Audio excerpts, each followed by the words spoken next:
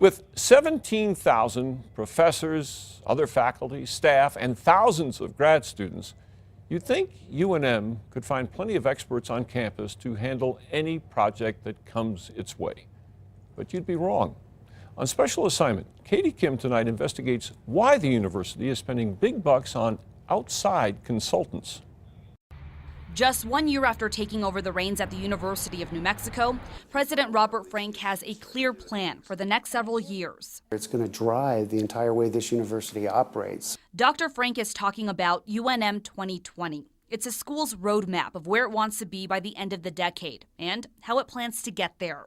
The plan encompasses everything from how to raise graduation rates to how to improve the school's reputation. It is touching every single part of this university, from the North Campus to the South Campus to every one of our branches. The plan is far-reaching and extensive, and it didn't come cheap. The university shelled out $130,000 to North Carolina-based consulting firm CIRA to develop UNM 2020. Steve Sloat is president of CIRA. There was no planning office here at the University of New Mexico, and there had not been a strategic plan created at the institutional level. To put that plan in place, Sloat flew from Durham to Albuquerque each month for the last year and a half. All flights, hotels, and food were covered by taxpayers. Sloat, who has known Dr. Frank since his days as dean at the University of Florida, also helped the new president transition into the role. Since January 2012, UNM has paid Sloat more than $250,000 for his consulting work. Why did you feel it was necessary to hire a private consultant to help you with this work? Well, you know, there are a lot of ways to do it. Everybody here has a full-time job. Hiring private consulting companies isn't just limited to the office of the president. Schools and departments across UNM do it, including here at the Health Sciences Center. It requires, major changes of the way that we deliver and think about healthcare. When national healthcare reform passed in 2010, UNM Hospital had to gear up for a major spike in how many patients it treats, among other things. HSC entered into contracts with 3 different out-of-state companies to get ready. The total price tag, about $1 million. Why the need to bring in outside consulting groups?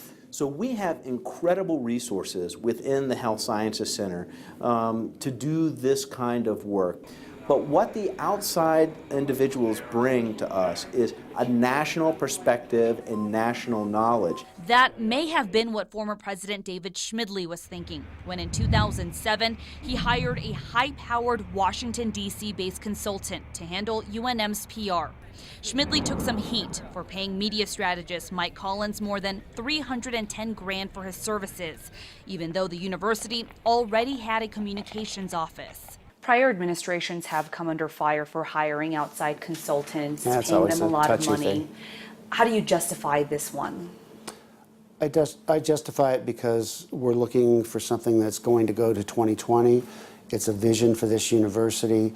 But the state's higher education department questions whether UNM's top dollar consulting contracts are worth it. I would hope that they would look internally first before they would go with a contract outside, since they're already paying those salaries of employees. It is a little bit concerning. We want to make sure in higher ed that money is first going to the students. It's worth what we've paid for it, and I think we'll show that day after day as we use it in everything we're doing.